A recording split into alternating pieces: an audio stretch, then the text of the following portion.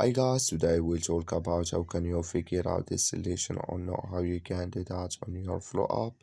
So all you have to do, you just click here on settings here. So then it's going to take you to this list here. Then all you have to do, you just go down, then you click here on apps.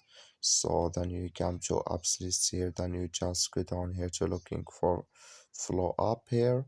So you keep going down here, then you click here on flow. So then you come to this list, you click here on force stop, then you click here on OK.